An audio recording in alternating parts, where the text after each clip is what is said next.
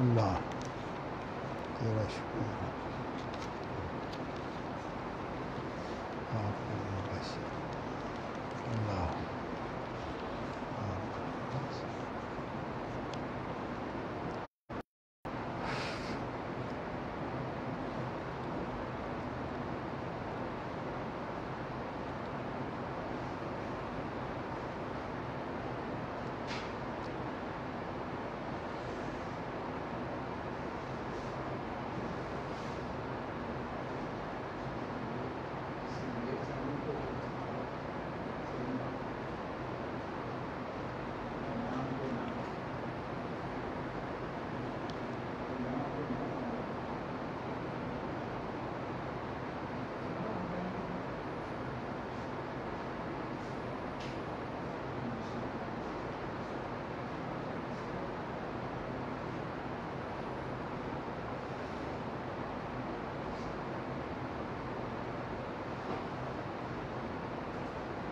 بسم اللہ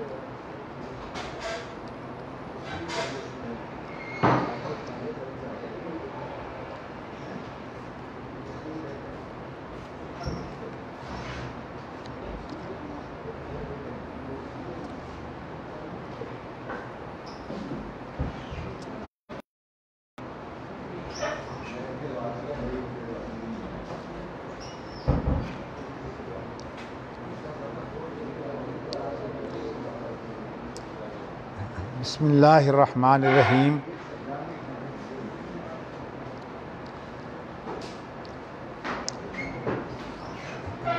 باب رؤیا اہل السجون والفساد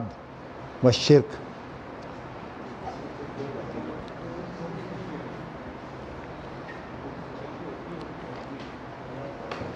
قیدیوں کو اور وہ لوگ جو فساد کا باعث ہیں جرائم کی وجہ سے، وہ شرک اور مشرک لوگ، ان کے جو خواب ہیں ان کی کیا حیثیت ہے۔ امام بخاری یہ بتانا چاہتے ہیں کہ یوسف علیہ السلام کی جو دو آدمیوں سے ملاقات رہتی تھی، وہ آپ کے ساتھ ہی اصل میں جیل میں داخل ہوئے تھے، اور وہ تو جیل میں گئے تھے اپنی کسی غلطی کی وجہ سے یا شبہ کی وجہ سے، لیکن انہوں نے جو خواب دیکھا وہ خواب جو ہے وہ اس کی تعبیر جو ہے وہ سچ تھی، اور ایسا خواب جو واقعہ ہو جائے، وہ خواب جو ہے وہ کسی کے لیے اچھا نہ ہو۔ اسی طرح میں نے بتایا تھا کہ سالیہ کا لفظ جو ہے وہ عام طور پر اس خواب کے لیے استعمال ہوتا ہے جو کسی کی مصلحت میں ہو۔ اب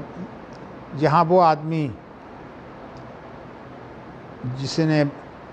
بادشاہ کے محل میں ایک شعبے کے اندر کام کرتے ہوئے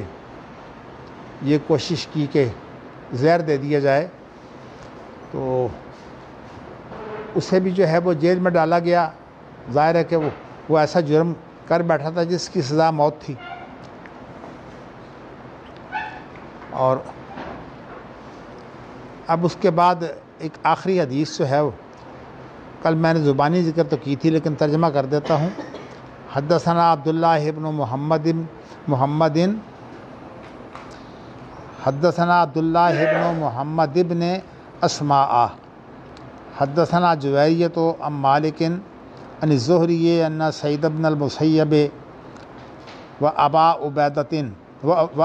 عبید اخبراہ عن ابی ہریرہ رضی اللہ عنہ قال قال رسول اللہ صلی اللہ علیہ وسلم لو لبثت فی السجن ما لبث یوسف ثم اتانی الداعی لأجبتہ۔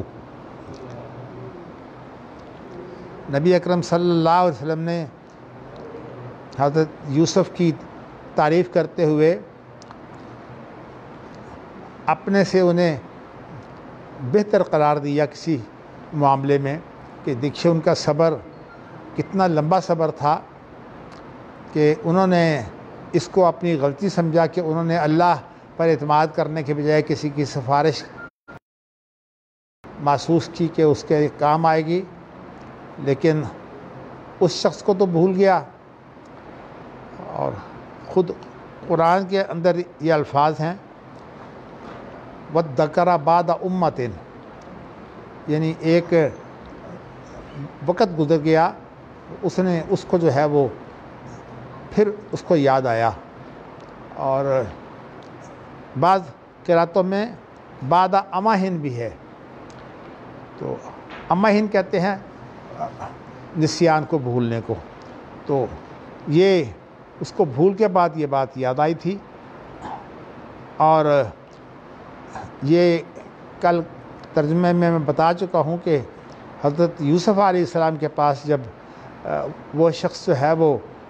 یہ پیغام لے کر آیا کہ اب آپ کو جو ہے وہ چھوڑا جا رہا ہے، تو انہوں نے جو ہے وہ کہا کہ نہیں، میں یہاں سے نہیں نکلوں گا جب تک میری صفائی نہ ہو۔ تو وہ عورتیں جنہوں نے حضرت یوسف پر الزام لگایا تھا، پھر ان سے پوچھا گیا تو انہوں نے اقرار کیا کہ غلط ہم تھیں، یوسف غلط نہیں تھا۔ تو یہ اپنی صفائی کے بعد جو ہے وہ حضرت یوسف علیہ السلام جو ہے وہ جیل سے نکلے ہیں۔ تو نبی اکرم صلی اللہ علیہ وسلم فرماتے ہیں کہ دیکھیے صبر، کہ اگر میرے پاس آدمی آتا اور مجھے کہتا کہ بھئی چلو نکلو، تو میں اپنا معاملہ پیش کرنے کے بجائے سمجھتا میں غلط جو ہے وہ جیل میں ہوں۔ علیہ السلام کا صبر اتنا ہے کہ وہ کہتے ہیں پہلے میری صفائی دو، میری صفائی ہو جائے گی میں پھر جیل سے نکلوں گا۔ انبیاء کے ساتھ جب مقابلہ ہو تو نبی اکرم صلی اللہ علیہ وسلم کی یہ انکساری جو ہے وہ ہوتی ہے۔ اور بعض معاملات میں ایک نبی اگر جو ہے وہ نبی اکرم صلی اللہ علیہ وسلم سے بڑھ بھی جائے تو اس سے کلی فضیلت ثابت نہیں ہوتی۔ تو اس حدیث کا ترجمہ یہ ہے، ابو سعید بن مسیب اور ابو عبید یہ دونوں خبر دے رہے ہیں امام زہری کو، تو اور یہ روایت کر رہے ہیں ابو ہریرہ سے، اور ابو ہریرہ بیان کر رہے ہیں نبی اکرم صلی اللہ علیہ وسلم سے کہ اللہ کے رسول نے فرمایا صلی اللہ علیہ وسلم کہ اگر میں جیل میں اتنا ٹھہرتا جتنا کہ یوسف ٹھہرے تھے، ثم اتانی الداعی، پھر میرے پاس جو ہے وہ دعوت دینے والا آتا کہ اب چلیے آپ جو ہے وہ جیل سے نکلیے،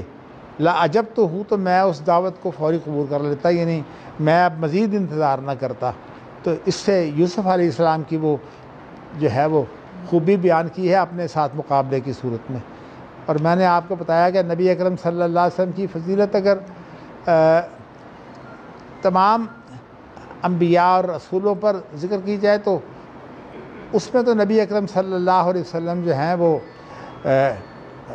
چپ رہتے ہیں، یا خود بھی آپ نے جب ایسی تعریف کی ہے تو اس کے اندر تمام انبیاء سے جو ہے وہ مقابلہ کیا ہے۔ لیکن کسی ایک معاملے میں کوئی نبی اگر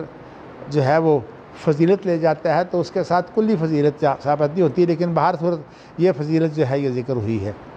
اب اس کے بعد جو ہے وہ عنوان باب مر النبی صلی اللہ علیہ وسلم فی المنام۔ آپ نے جو ہے وہ ابھی تک خوابوں کے بارے میں جو کچھ پڑھا ہے اس کے اندر ایک تو آپ نے یہ چیز پڑھی ہے کہ یہ خواب جو ہے یہ نبوت کا 46واں حصہ ہے، اور اس معاملے میں جو ہے جیسے میں نے آپ کو بتایا کہ کسی جزوی فضیلت کی بنا پر کلی فضیلت نہیں ہوتی، اسی طرح اگر نبوت کا کوئی ایک حصہ جو ہے وہ مل جائے تو اس کو نبوت نہیں کہتے۔ اسی لیے 46واں حصہ ہے۔ اس سے اشارہ یہ کیا ہے کہ نبی 6 مہینے جو نبوت ملی تھی اور ابھی تک جو ہے وہ آپ خوابوں کو ہی دیکھ رہے تھے کہ خواب جو ہے وہ پورے ہو جاتے ہیں، لیکن نبی اکرم صلی اللہ علیہ وسلم کو ابھی تک جو ہے وہ فرشتہ بھیج کر جو ہے یہ اس بات کے لیے جو ہے وہ خبر نہیں دی گئی، اور نہ نبی اکرم صلی اللہ علیہ وسلم کا جو ملکہ نبوت تھا اس کو جو ہے وہ فرشتے کے دبانے سے جو جلا ملی تھی، جو مناسبت حاصل ہوئی تھی اللہ رب العالمین کی کلام کو قبول کرنے کی، دل پر اترنے کی، تو یہ چیز جو ہے یہ نبی اکرم صلی اللہ علیہ وسلم کی 6 مہینے کی خوابوں کے سچا ہونے کے بعد پھر آپ کو جو ہے یہ بات سامنے آئی ہے۔ تو اس لیے آپ نے کہا وہ بھی ایک نبوت کا حصہ ہے، وہ نبوت کی ایک تمہید ہے، لیکن وہ ہے جس میں نبی اکرم صلی اللہ علیہ وسلم کو خود بھی پتہ نہیں تھا کہ میں نبی ہوں، کیونکہ آپ کو تو اس وقت جو ہے وہ تسلی ہوئی ہے جب نبی اکرم صلی اللہ علیہ وسلم کو اقرا بسم ربک الذی خلق جو ہے یہ آیتیں اتریں، اور پھر آپ نبی اکرم صلی اللہ علیہ وسلم جو ہیں اپنی بیوی مسلمانوں کی ماں خدیجہ رضی اللہ تعالیٰ عنہا کے ساتھ جو ہیں وہ ورقہ بن نوفل کے پاس گئے ہیں، اور ورقہ بن نوفل نے جو ہے وہ پھر آپ کو بتایا کہ آپ کی یہ جو کیفیت ہے یہ اصل میں آپ کے پاس جو آیا ہے وہ یعنی باعزت فرشتہ آیا ہے، علیہ السلام کے پاس بھی آیا تھا۔ مقصد یہ ہے کہ وہ فرشتہ اس کا کام یہ ہے کہ انبیاء کے پاس جانا اور ان سے جو ہے وہ ایسے کام کرنا جو اللہ کی طرف سے جو ہے وہ ان کو سونپے جائیں، جیسے وحی لے کر آتا تھا جبرائیل، تو یہی بات جو ہے وہ بیان کر کے پھر اب یہ کہا ہے کہ خود نبی اکرم صلی اللہ علیہ وسلم اگر کسی کو خواب میں نظر آ جائیں تو کیا اس کی بھی کوئی حیثیت ہے؟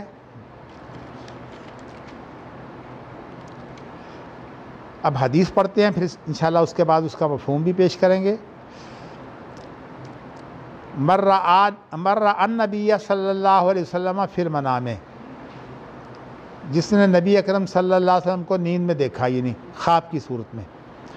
تو حدثنا عبدان اخبرنا عبداللہ ان یونس عن الزہری حدثنی ابو سلمۃ ان ابا ہریرہ قال سمعت النبی صلی اللہ علیہ وسلم یقول من رآنی فی المنام فسیرانی فی الیقظۃ ولا یتمثل الشیطان بی۔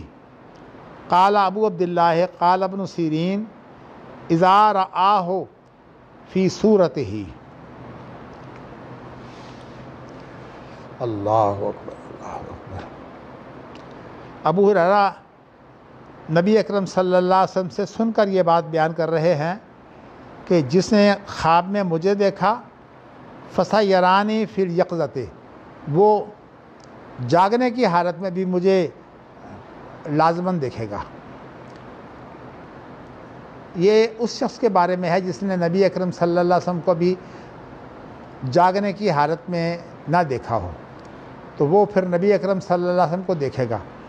لیکن ایسے لوگ جو نبی اکرم صلی اللہ علیہ وسلم کو خواب میں دیکھتے ہیں اور نبی اکرم صلی اللہ علیہ وسلم اب دنیا سے جا چکے ہیں جیسے ہم لوگ ہیں، تو ان کے بارے میں یہ ہے کہ قیامت کے دن جو ہے وہ ان کی نبی اکرم صلی اللہ علیہ وسلم سے ملاقات ہوگی۔ تو یہ بہت بڑی فضیلت ہے کہ روز جو ہے وہ نبی اکرم صلی اللہ علیہ وسلم سے ملاقات ہو جائے۔ تو اس حدیث سے جو ہے وہ تمام وہ لوگ جو خواب میں نبی اکرم صلی اللہ علیہ وسلم کو دیکھتے ہیں ان کے فضائل کا بیان ہو رہا ہے۔ اور یہ بھی آپ نے فرمایا کہ وَلَا يَتَمَثَّلُ الشَّيْطَانُ بِي، شیطان جو ہے وہ میری صورت نہیں اختیار کر سکتا، یعنی خواب میں شیطان یہ نہیں کہہ سکتا کہ میں جو ہے وہ تمہارا نبی ہوں، اس لیے شکل بن ہی نہیں سکتا خواب میں۔ تو امام بخاری نے محمد بن سیرین کے حوالے سے یہ بیان کیا ہے کہ نبی اکرم صلی اللہ علیہ وسلم کو دیکھنے کا مطلب یہ ہے کہ آپ کو آپ کی اصل شکل میں جو ہے وہ دیکھے، آپ کی جو اصل تصویر ہے وہ اس کے سامنے ہو، یعنی اس وقت جو دیکھا جائے وہ نبی اکرم صلی اللہ علیہ وسلم کی ہو بہو جو ہے وہ تصویر ہو۔ اور انسان جو ہے اگر ان کو اس تصویر میں دیکھے، ان شکلوں میں دیکھے جو نبی اکرم صلی اللہ علیہ وسلم کی اصل شکل ہے، تو اسے یہ فضیلت حاصل ہوگی۔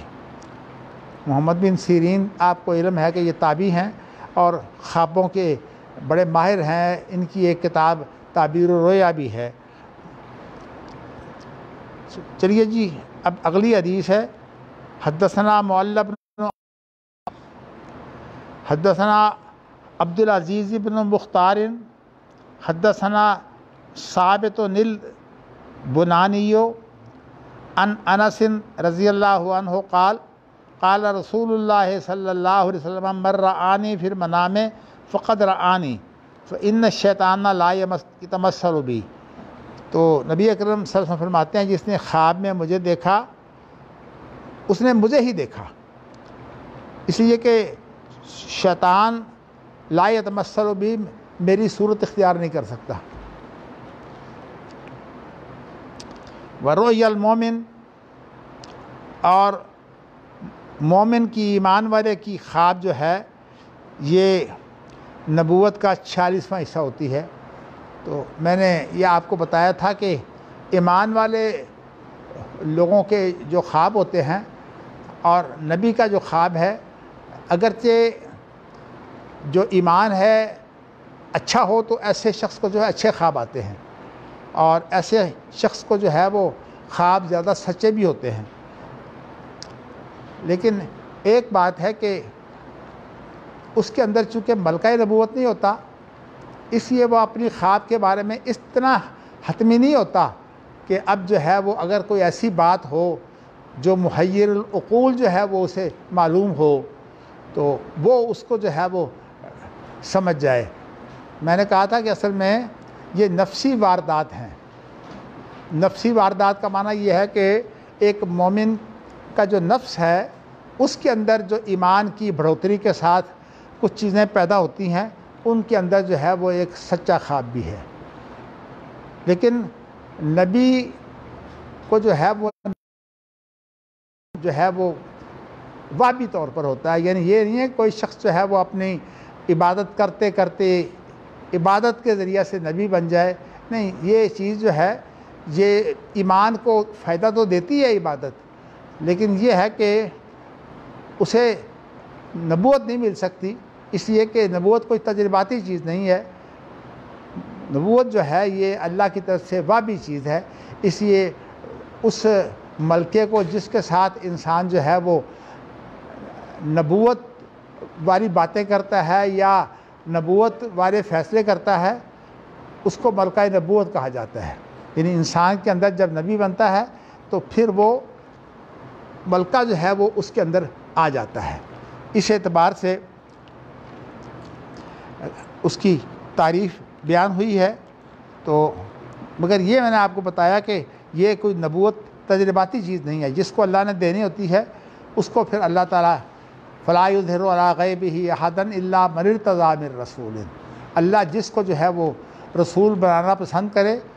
اس کو جو ہے وہ پھر اللہ تعالیٰ جو ہے وہ یہ چیزیں جو ہیں وہ دیتے ہیں۔ چلیے جی، یہ حدیث بھی پوری ہو گئی۔ تو اب اس سے آگے حدثنا یحییٰ بن بکیر حدثنا اللیث عن عبید اللہ بن ابی جعفر قال اخبرنی ابو سلمۃ عن ابی قتادہ قال قال النبی صلی اللہ علیہ وسلم الرؤیا الصالحۃ من اللہ والحلم من الشیطان، کہا یہ کہ انسان کی جو خواب جو سچی ہوتی ہے نا وہ اللہ کی طرف سے ہوتی ہے، اور چونکہ اللہ کی طرف سے ہوتی ہے اس لیے اس کی تقدیر بھی ہو سکتی ہے۔ جیسے کہ اب یہ جو پیچھے واقعہ گزرا ہے حضرت یوسف کے ساتھ دو آدمیوں کا، تو اس میں جو ہے وہ ایک کا خواب جو ہے وہ اس کے مسلط میں تھا کہ اسے جو ہے بریت حاصل ہو گئی، جو ہے وہ اس کے لیے نقصان دہ تھا کہ اس کو جو ہے وہ پھانسی لگ گئی۔ تو یہ جو ہے یہ یعنی جو خواب اچھا خواب ہو وہ جو ہے وہ سچا ہوتا ہے اللہ کی طرف سے۔ تو رؤیا صالح من اللہ، اور کہا کہ ایسا اچھا خواب جو ہے وہ اللہ کی طرف سے ہوتا ہے، والحلم من الشیطان، اور جو برا خواب ہے وہ شیطان کی طرف سے ہوتا ہے۔ فمن رأى شيئا يكرهه فلينفس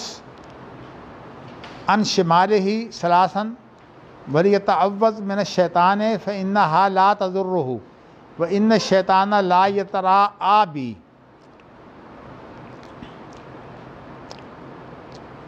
اچھا جی، اس کے بعد ترجمہ یہ ہے کہ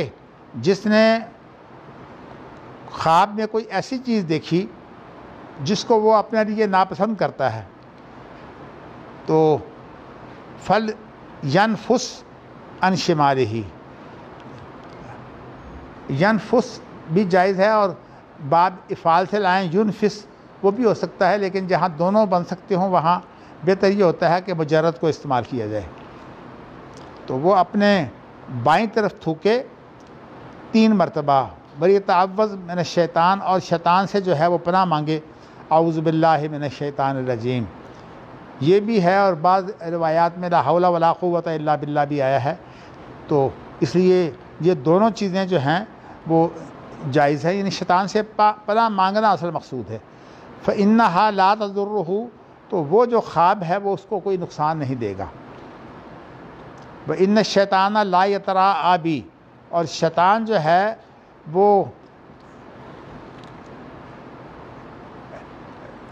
میرا دکھاوا جو ہے، میرا دکھاوا نہیں بن سکتا۔ یہ تراء جو ہے یہ باب تفاعل ہے، اور عام طور پر اس کا استعمال ہی ہوتا ہے جب کہ انسان کو کئی چیزیں نظر آئیں تو اس کے لیے باب تفاعل استعمال کرتے ہیں۔ جیسے کہ اب کوئی بہت ہی مشہور شخصیت آئے تو اس وقت جو ہے وہ آپ اس مشہور شخصیت کو دیکھنے کے لیے جو ہے وہ مشہور شخصیت آ گئی ہے، یہ کون سی ہے، تو اس کو بولتے ہیں ترائی، یعنی مصدر تو ترائی ہے لیکن جو ماضی ہے وہ ترا، اور مضارع جو ہے فلیتراء، یعنی جس کو سارے دیکھیں ایسی چیز ہو۔ تو نبی اکرم صلی اللہ علیہ وسلم نے یہ فرمایا کہ وہ میرا دکھاوا نہیں بن سکتا۔ کیا مطلب کہ ایسا نہیں ہو سکتا کہ وہ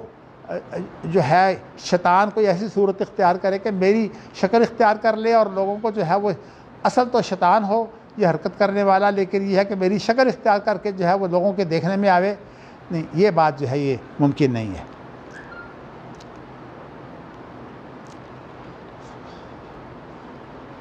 چلیے جی، حدثنا خالد بن حلب نہیں، حدثنا خالد بن خلی حدثنا محمد بن حرب حدثني الزبيدي عن الزهري قال ابو سلمة قال ابو قتادة رضی اللہ عنہ قال النبی صلی اللہ علیہ وسلم۔ امام بخاری جو ہے وہ بار بار اگر ایک چیز لاتے ہیں تو اس کا مقصد یہ ہوتا ہے کہ یہ روایت جو ہے یہ بہت صحابہ سے اور اسی طرح اس کی سندیں جو اعلیٰ ترین سندیں ہوتی ہیں، امام بخاری کوئی نہ کوئی اس کا پہلو بیان کرنے کے لیے ان سندوں سے وہ روایت لے آتے ہیں۔ الفاظ کا بھی بعض دفعہ فرق ہوتا ہے اور الفاظ وہی ہوتے ہیں لیکن پھر سند جو ہے وہ الگ ہوگی۔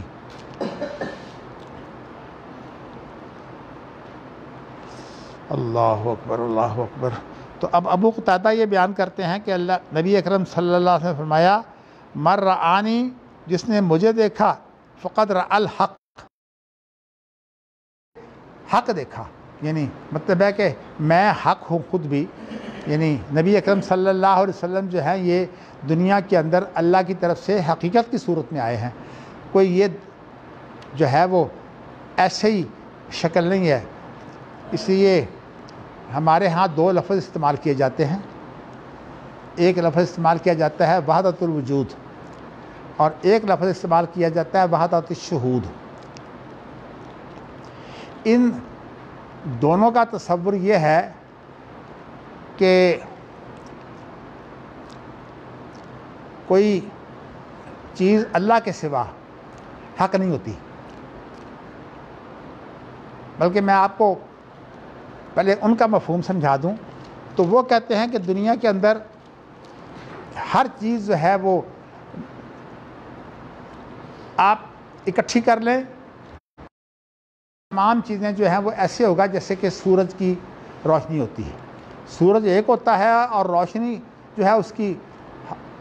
بہت سے رنگوں میں، ویسے تو 7 رنگ اصلی ہیں جو قوس و قزح میں آپ دیکھتے ہیں، لیکن ان کو ملا کر بے شمار رنگ جو ہیں وہ پیدا ہوتے ہیں۔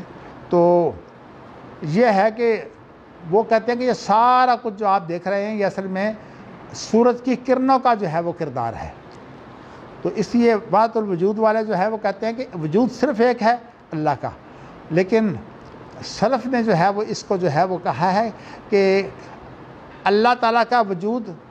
جو ہے وہ بھی حق ہے اور دیگر جو انسانوں کے وجود ہیں وہ بھی حق ہیں، اور خاص طور پر جو ہے وہ نبی اکرم صلی اللہ علیہ وسلم نے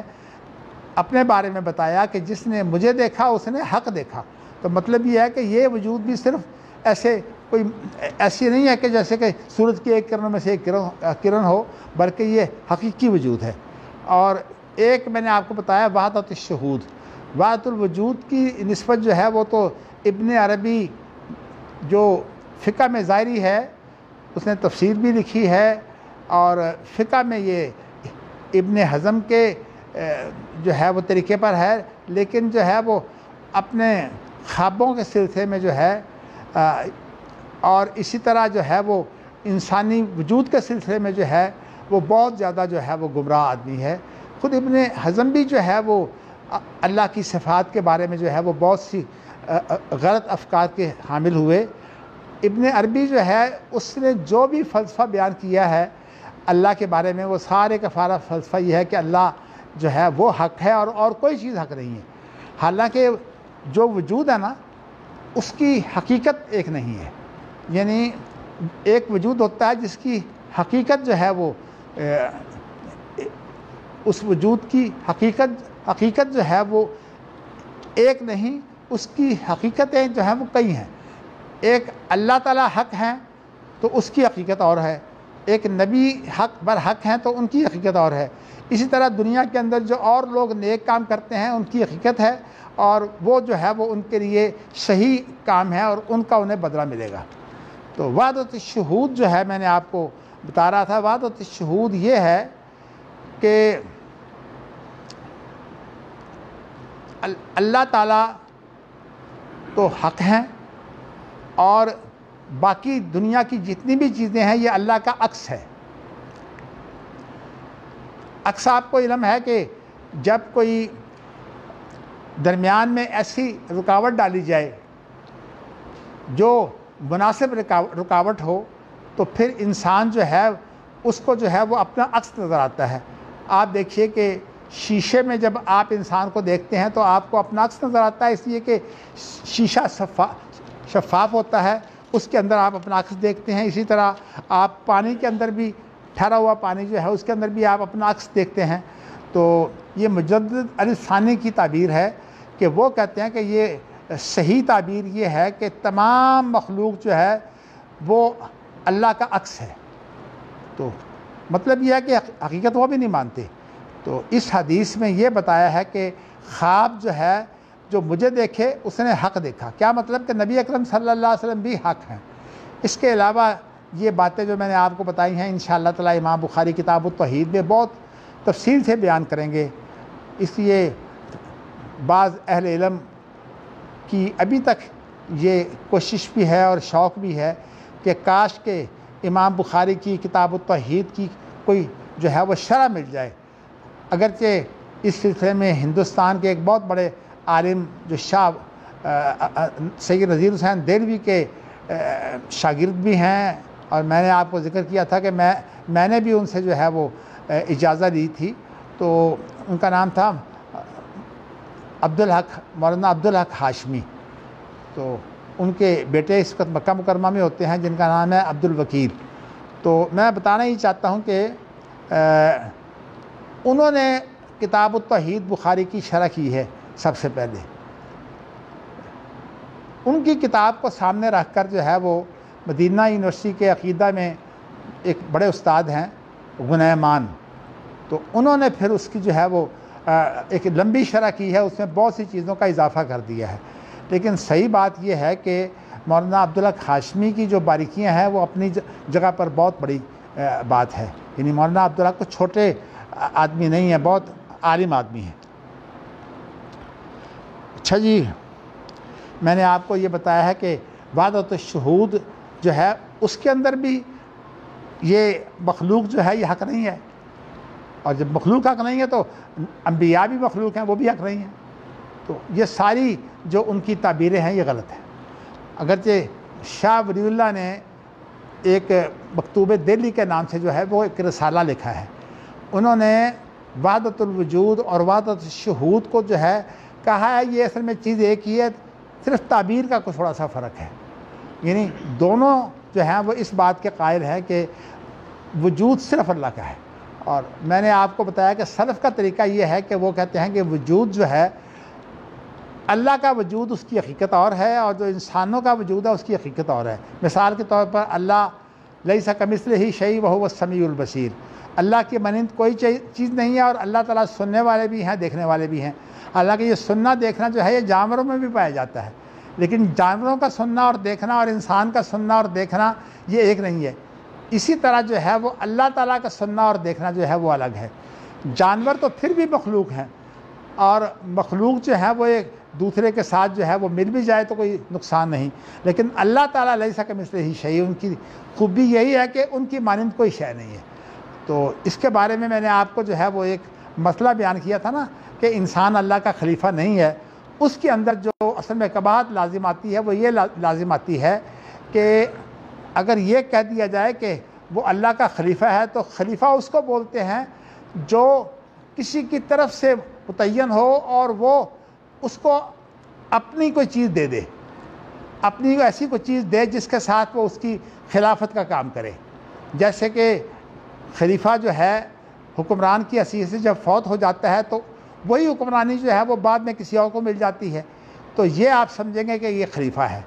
یعنی اس کے اندر جو ہے وہ جو اصل ہے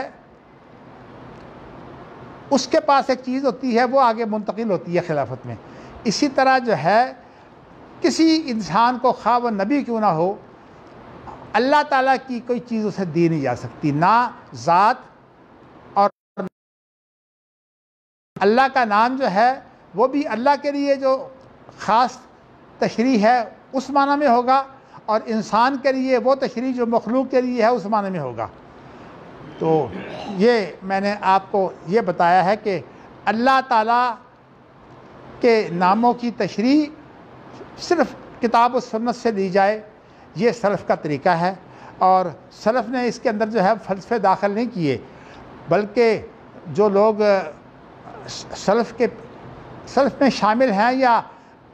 سلف کا جو خاص زمانہ ہے وہ تو ہے 3 جو ہے وہ زمانے، خیر القرون قرنی، ثم الذین یلونہم ثم الذین یلونہم، لیکن بعد میں جو لوگ آئے ہیں جیسے کہ امام بخاری اور اس طرح کے جو دیگر لوگ آئے ہیں، تو یہ جو ہے یہ طریقہ ان کا سلف کا ہے۔ بخاری بھی ہوں، ابن مندہ بھی ہیں، ان میں شامل ہیں، اسی طرح اسحاق بن راہویہ بھی ان میں شامل ہیں، امام احمد بن حنبل بھی ان میں شامل ہیں، تو اسی طرح جو ہے وہ امام مالک تو خیر خود اس تیسرے زمانے میں آ جاتے ہیں جو تبع تابعی کا ہے، یعنی وہ تابعی نہیں ہے لیکن تبع تابعی ہیں۔ تو میں نے یہ چیز جو ہے وہ آپ کو اس لیے بتائی ہے کہ آپ میرے لیے بھی دعا کریں کہ اللہ تعالیٰ مجھے جو ہے وہ اس کام کو کرنے کی توفیق دے۔ یہ کام میں نے کرانے کی کوشش کی تھی اپنے ایک استاد محترم جن کی ہے مولانا محمد عبدہ، جن کی یہ تشریح ہے نا قرآن مجید کی اشرف الحواشی۔ میں یہ آپ کو بتا دوں کہ اشرف الحواشی کے اندر جو خوبیاں ہیں وہ کسی قرآن مجید کی تشریح میں وہ خوبیاں نہیں ہیں۔ تو اس لیے اشرف الحواشی جو ہے وہ ایک ایسے شخص کی جو ہے وہ تشریح ہے جو ایک عرصہ جو ہے وہ استاد رہے، شاید میرے خیال میں 40 سال انہوں نے کم از کم پڑھایا ہوگا، اور الحمدللہ ان کے اندر ہم نے ایک بڑی خوبی دیکھی کہ ہم نے مولوی فاضل کا امتحان دینا تھا تو ہمیں بیضاوی تفسیر جو ہے وہ انہوں نے پڑھائی۔ تو میں یہ دیکھتا تھا کہ مولانا عبدو صاحب جب کوئی بات مشکل بیان کرتے ہیں تو بڑے ڈھیلے منہ سے بیان کرتے تھے، تو ہمیں معلوم ہوتا کہ یہ بات جو ہے مولانا عبدو صاحب نے جیسا بیان کی ہے تو بڑی آسان سی بات ہے، وہ ڈھیلا منہ کر کے ایسے بیان کرتے جیسے کہ یہ بڑی آسان سی بات ہے۔ دیکھیے یہ اللہ نے ان کو ملکہ دیا ہوا تھا، بہترین وہ استاد تھے۔ تو اس طرح جو استاد صحیح معنی میں استاد ہوتے ہیں ان کا طریقہ یہ ہوتا ہے کہ بات کو آسان طریقے سے سمجھا دیتے ہیں۔ ہمارے والد صاحب کہا کرتے تھے کہ جب تک 50 طریقے نہ آتے ہوں انسان کو کسی بات کو بیان کرنے کے، اس وقت تک وہ استاد بن نہیں سکتا۔ بہرصورت اللہ تعالیٰ جو ہے وہ نعمتیں دیتے ہیں۔ میں اس سے پہلے آپ کو بیان کر چکا ہوں کہ بڑے بڑے استاد، بلکہ سید نذیر حسین تو وہ ہیں جن کو کہا جاتا ہے شیخ الکل فی الکل، یعنی تمام علماء کے استاد ہیں اور تمام علوم میں استاد ہیں۔ اللہ اکبر، اللہ اکبر۔ تو یہاں جو لفظ حق آیا ہے نا، میں نے اس کی تشریح کرتے ہوئے کہا ہے کہ اللہ بھی حق ہیں اور تمام مخلوق جو ہے وہ حق ہے، اور جو نبی اکرم صلی اللہ علیہ وسلم نے پیش گوئی کر دی ہے وہ پیش گوئی بھی حق ہے۔ لیکن اس معاملے میں جو پیش گوئیوں کی بات ہے، اور ایک مسئلہ ہے الہیات کا۔ الہیات اسے کہتے ہیں کہ جن کا تعلق اللہ کے اوصاف سے ہو اور اللہ کے افعال سے ہو۔ تو الہیات کے اندر ان چیزوں کی تشریح کی جاتی ہے کہ اللہ کے اوصاف کی کیا حقیقت ہے، اور اللہ تعالیٰ جن چیزوں کو پیدا کرتا ہے ان کی کیا حقیقت ہے۔ تو یہ تشریح جو ہے وہ کی جاتی ہے الہیات میں۔ الہیات کے لیے جو اصول ہے وہ اور ہیں، اس لیے کہ الہیات تو ہمارے لیے مکمل غیب ہے، اس لیے کہ ہم تو اللہ کو نہ دیکھا ہے نہ دیکھ سکتے ہیں۔ حضرت عائشہ رضی اللہ تعالی عنہ نے جو تفسیر کی ہے انہ لا یدرکہ الابصار وہو یدرک الابصار وہو اللطیف الخبیر، آنکھیں اس کو نہیں دیکھ سکتی لیکن وہ آنکھوں کو دیکھتا ہے۔ تو مطلب کہنے کا یہ ہے کہ اللہ کو اگر کوئی دیکھ سکتا تو موسیٰ علیہ السلام نے جو کوشش کی تھی وہ کسی اور کی بھی کوشش جو ہے وہ کامیاب ہوتی ہے۔ اللہ جب دکھاتے ہیں تو کیا ہوا تھا کہ پہاڑ جو ہے وہ ریزہ ریزہ ہو گیا اور یوسف علیہ السلام بھی ہوش ہو کر گر گئے۔ تو اس طرح سے موسیٰ علیہ السلام نے اللہ کو دیکھا ہے۔ تو یہ دیکھنا جو ہے وہ اللہ کو دیکھنے کی انسان میں طاقت ہی نہیں، یہ قیامت کے دن جو اللہ تعالیٰ اس کو وجود دیں گے اس وجود سے یہ دیکھے گا۔ اور نبی اکرم صلی اللہ علیہ وسلم کی جو رویت ہے جن کو دنیا میں حاصل ہوتی ہے ان کو پھر قیامت کے دن ان کو بھی حاصل ہوگی. تو یہ بہت بڑی خیر ہے کہ اللہ تعالیٰ جو ہے وہ ایسی رویت کسی اور کو دے دے. میں نے جو ہے وہ آپ سے ذکر کیا ہے، اصل میں چونکہ میں نے آپ کو شروع میں بتا دیا تھا کہ میرا جو سبق بخاری کا ہے یہ بخاری تک محدود نہیں رہے گا. میں یہ کوشش کروں گا کہ دیگر علوم جو ہیں وہ صحیح بخاری کے اندر جو ہے وہ ان سے بھی فائدہ اٹھاؤں. باقی اللہ تعالیٰ مجھے جو ہے وہ سچ بات کہنے کی، حق بات کہنے کی توفیق دے، اور اللہ تعالیٰ میرا ذہن کھول دے. اور میں نے جو ہے وہ اپنی زندگی میں جو ہے وہ بعض دفعہ اللہ نے مجھ پر خاص مہربانی کی. پہلے تو میں ایک آپ کو خواب وہ بتانا چاہتا ہوں جس کے اندر یہ ہوتا ہے کہ کوئی شخص آپ دیکھ رہے ہیں اور اس شخص کی جگہ پر ایک اور آدمی جو ہے بدل جاتا ہے. تو اس سلسلے میں میرے ایک ساتھی ہیں، ویسے بڑی ہی ماشاءاللہ ان کی عجیب کیفیت ہوتی تھی نیکی کے معاملے میں. اللہ تعالیٰ انہیں غریق رحمت کرے، اللہ کے پاس چلے گئے. ہمارے بڑے اس طرح کے ساتھی تھے کہ زندگی بھر کا ساتھ تھا ہمارا، مولانا عبدالسلام کیلانی. تو جو شادی ہے ہارون کی وہ ان کی نواسی سے ہوئی ہے، مولانا عبدالسلام کیلانی کی نواسی سے. تو یہ میں نے آپ کو یہ بتانا ہے کہ مولانا عبدالسلام کیلانی نے مجھے اپنا ایک خواب بتایا، اور انہوں نے مجھے مدینہ منورہ میں پڑھتے تھے. تو انہوں نے مجھے خواب یہ بتایا کہ میں نے دیکھا ہے کہ حافظ عبداللہ محدث روپڑی جو ہیں وہ پڑے ہیں ایک جگہ روضۃ من ریاض الجنہ کے پاس. غالباً یہی بات تھی، روضۃ من ریاض الجنہ میں یا اس کے پاس، یہ مجھے یاد نہیں رہا، اس لیے خواب کوئی بھی جو ہے وہ بڑی احتیاط سے بتانا چاہیے. تو انہوں نے دیکھا کہ حافظ عبداللہ محدث روپڑی جو ہے وہ روضۃ من ریاض الجنہ کے اندر یا باہر وہ لیٹے ہوئے ہیں. تو کہتے ہیں کہ میں نے دیکھا کہ حافظ عبداللہ روپڑی ہیں، اور اس کے بعد پھر جو ہے وہ تھوڑی دیر کے بعد میں نے دیکھا کہ وہ حافظ عبداللہ روپڑی نہیں ہے، وہ تو محمد صلی اللہ علیہ وسلم ہے. تو یہ انہوں نے مجھے خواب بتایا. تو اس وقت ہم دونوں کی رائے یہ تھی کہ یہ خواب بہت اچھا ہے، اور اس میں اس بات کی طرف اشارہ ہے کہ حافظ عبداللہ محدث روپڑی جو ہے وہ نبی اکرم صلی اللہ علیہ وسلم کی سنتوں کو جو ہے وہ پکڑیں گے. اور واقعی حقیقت یہ ہے کہ میں اس وقت وہ واقعات بیان نہیں کر سکتا کہ حافظ عبداللہ روپڑی جو ہیں وہ کس طرح صاحب عمل آدمی تھے. یعنی آپ حیران ہوں گے، وہ بولتے بھی نہیں تھے، یعنی اتنا کم بولتے تھے، اور جب بولتے بھی تو بڑا دھیما سا بولتے. یعنی ان کی طبیعت میں بالکل جھگڑا نہیں تھا. اور یہ ہے کہ یہ بات جو ہے کہ باتیں نہ کرنا زیادہ، یہ بھی اصل میں جو عمل کرنے والے ہیں ان کی نشانی ہے. تو الحمدللہ اللہ ہمیں بنا دے، لیکن بڑا مشکل ہے جو اللہ تعالیٰ جو ہے باہر سے، لیکن اللہ کے لیے تو کوئی مشکل نہیں ہے. اچھا جی، تو میں نے مولانا عبدالسلام کیلانی کا خواب سنایا، اور اس میں انہوں نے نبی اکرم صلی اللہ علیہ وسلم کو دیکھا. ایک خواب میں بھی آپ کو جو ہے وہ اپنا سنا دیتا ہوں، اور میرے ساتھ بھی کیفیت یہی ہوئی.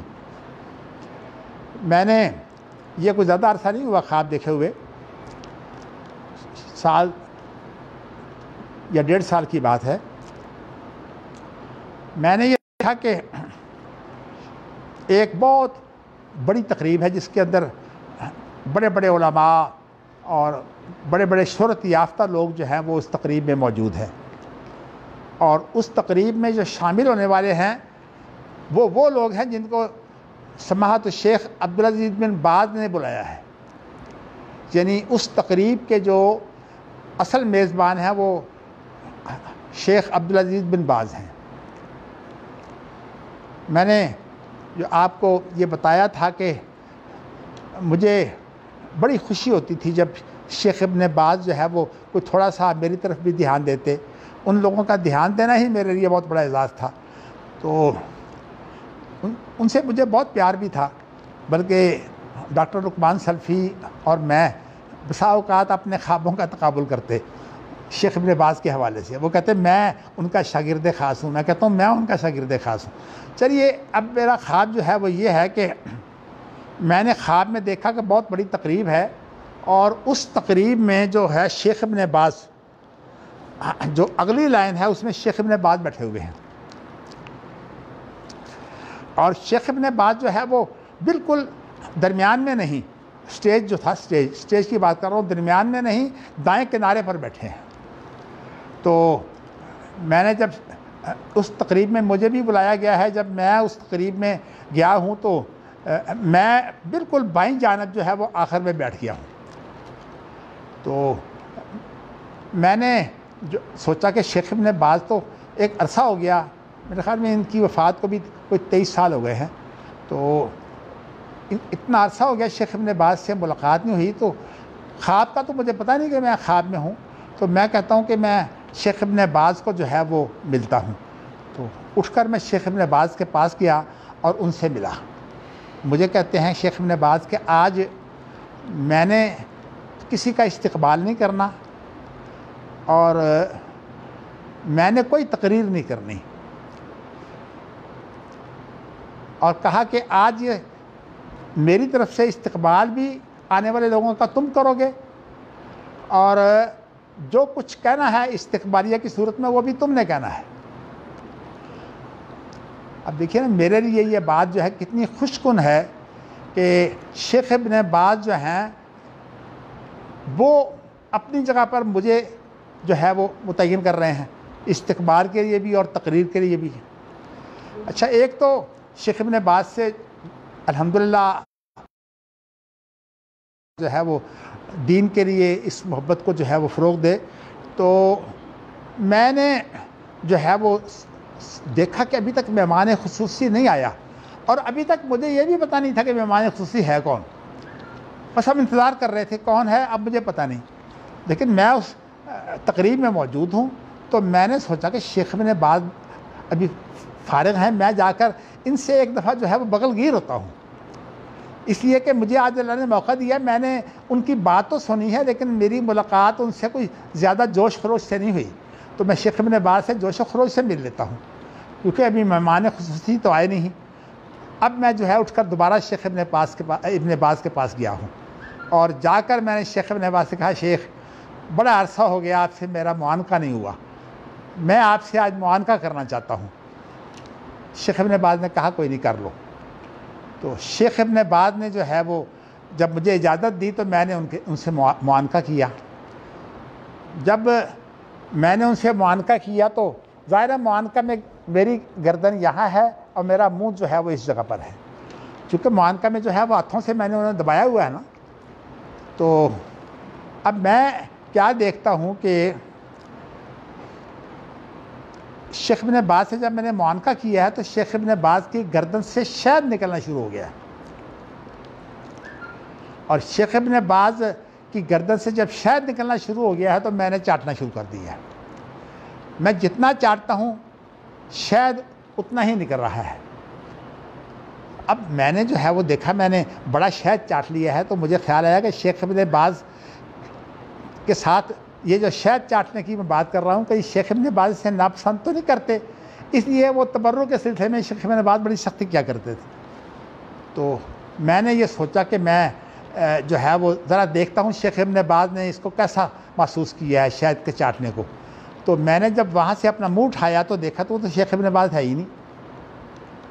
وہ تو محمد رسول اللہ صلی اللہ علیہ وسلم ہے۔ تو اب یہ خواب جو ہے، یہ خواب میں نے ویسے عام نہیں بتایا، لیکن میں اصل میں سعودی عرب گیا تھا، اور جو وہاں کی المعہد العالی للقضاء ہے جامعۃ الامام کی، اس کے جو ہیڈ ہیں وہ کبار علماء میں سے ہیں، یعنی کبار علماء آپ جانتے ہیں سعودی عرب کی ایک مجلس ہوتی ہے، اس کے اندر بھی وہ شامل ہے۔ تو ان سے میں نے یہ بات بیان کر دی شیخ ابن باز کے حوالے سے، تو کہنے لگے یہ خواب تو آپ کا پورا ہو رہا ہے، آج ہی پورا ہو رہا ہے۔ میں نے کہا وہ کیسے؟ کہتے ہیں اصل بات یہ ہے کہ شیخ ابن باز تو اس لیے آپ کو یہ ذمہ داری دے رہے تھے کہ شیخ ابن باز جو تھے وہ تو دنیا میں موجود ہی نہیں تھے، تو اب جو کام بھی کرنا ہے شیخ ابن باز کی جگہ پر آپ نے کرنا ہے۔ تو انہوں نے کہا تھا نا کہ آج میں نے نہ تو کسی کا استقبال کرنا ہے اور نہ میں نے کسی سے ملاقات کرنی ہے، یعنی استقبال بھی نہیں کرنا، اور میں نے آپ کو کیا کہا ہے، استقبال بھی میں نے نہیں کرنا، ہاں تقریر بھی میں نے نہیں کرنی، شیخ ابن باز نے مجھے کہا تھا۔ تو آپ شیخ ابن باز کے نائب کی حیثیت سے یہ کام کر رہے ہیں، تو اس لیے آپ آج جو یہاں بیٹھے ہیں، آپ کا جو عزت و احترام ہم کر رہے ہیں، وہ اصل میں اسی وجہ سے کر رہے ہیں کہ آپ شیخ ابن باز کے جو ہیں شاگرد ہیں۔ یہ انہوں نے کہا کہ آپ کا خواب تو آج پورا ہو رہا ہے۔ بہر صورت میرا مطلب یہ ہے کہ انہوں نے اس کی تعبیر بھی کی، اللہ تعالیٰ جو ہے وہ مجھے توفیق دے کہ میں شیخ ابن باز کی طرح، لیکن جن لوگوں کی شکل بنتے ہیں، جیسے میں نے ابھی آپ عبداللہ محدث رکڑی کی بات کہی ہے، میں یہ سمجھتا ہوں کہ شیخ ابن باز کا طریقہ جو ہے وہ بہت زیادہ محمد مصطفیٰ صلی اللہ علیہ وسلم کے مطابق تھا، اسی لیے وہ اپنے آپ کو جو ہے ہمبلی نہیں لکھتے تھے، وہ اپنے آپ کو لکھتے تھے اثری۔ اثر سے مراد یہ ہے جو نبی اکرم صلی اللہ علیہ وسلم کی باتوں کے اوپر جو ہے ان کی زندگی ہو۔ حقیقت یہ ہے کہ جو اللہ تعالیٰ نے انہیں سخاوت دی تھی، اتنی بڑی سخاوت جو ہے وہ میں نے نہیں دیکھی جو ہے وہ کسی کے پاس ہو، سوائے اس کے کہ میں نے آپ کو بتایا تھا حافظ اسماعیل روپڑی اور حافظ ایوب، تو یہ دونوں جو ہیں واقعی میں نے ان کو محیر العقول سخاوت دیکھی ہے۔ میں نے کوشش کی کہ میں حافظ اسماعیل روپڑی کی طرح بنوں، میری انہوں نے تربیت بھی کی ہے، لیکن صاف سی بات یہ ہے کہ میں یہی سمجھتا ہوں کہ جو کچھ وہ تھے میں نہیں بن سکا۔ تو اللہ تعالیٰ ہمیں جو ہے وہ نیکی کی توفیق دے۔ آج میں نے آپ کو ایک خواب سنا دیا ہے، پھر انشاءاللہ جب کوئی مناسبت آئے گی تو آپ کو تیسرا خواب بھی انشاءاللہ سناؤں گا، جس میں نبی اکرم صلی اللہ علیہ وسلم سے ملاقات ہوئی ہے۔ تو آپ کو میں نے 2 خواب سنائے ہیں، یعنی ایک حافظ اسماعیل کے حوالے سے سنایا تھا اور دوسرا جو ہے وہ شیخ ابن باز کے حوالے سے آپ کو سنایا ہے۔ اچھا جی، کافی ہے پھر، چلیے ابھی تھوڑی سی ہے۔ آپ یہاں الفاظ یہ ہیں فَإِنَّ الشَّيْطَانَ لَا يَتَكَوَّنُنِي لا يتکوننی، یعنی شیطان جو ہے وہ میری صورت نہیں ڈال سکتا۔ ترجمہ وہی ہے، شیطان میری صورت نہیں ڈھال سکتا، چونکہ تکوین کے معنی ہوتے ہیں ڈھالنے کے، کہ شیطان جو ہے یہ میری صورت ڈھال نہیں سکتا، یعنی مطلب شیطان میری صورت میں نہیں آ سکتا۔ تو باقی تو وہی ہے،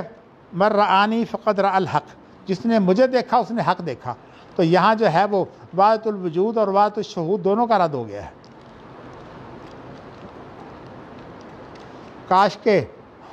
یہ لوگ جو ہیں وہ ان لوگوں کے زمانہ میں ہوتے، وہاں پھر ان کا جو حشر ہونا تھا نا، جیسے امام شافعی کہتے ہیں نا کہ قرآن و حدیث کے علاوہ سب شیطان کے وسوسے ہیں، اور اسی طرح جو علم کلام والے ہیں ان کے بارے میں کہتے ہیں کہ جو علم کلام ہے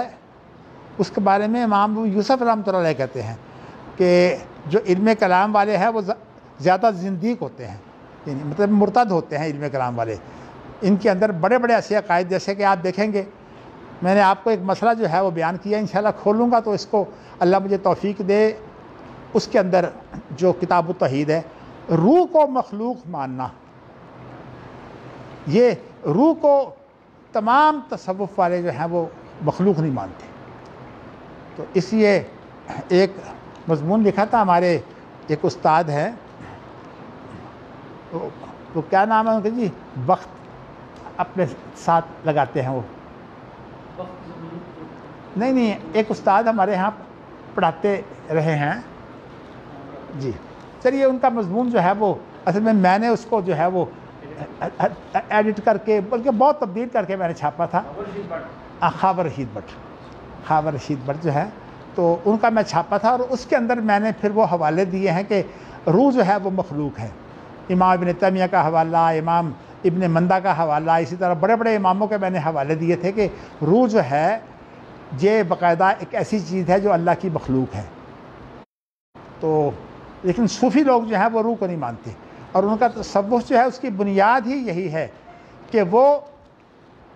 روح کا اتنا ارتقا بناتے ہیں کہ وہ روح جو ہے وہ اللہ کے اندر جو ہے وہ مدغم ہو جاتی ہے۔ تو اس کو بولتے ہیں فنا فی اللہ۔ تصوف کی اصطلاح میں کہ کوئی شخص جو ہے وہ اللہ کے اندر فنا ہو گیا، کیا مطلب کہ انسان کی روح جو ہے وہ اللہ میں فنا ہو گئی۔ حالانکہ یہ بات جو ہے کہ انسان کی روح کوئی الگ چیز نہیں ہے، انسان کی روح جو ہے وہ جسم میں اللہ نے پیدا کی ہے،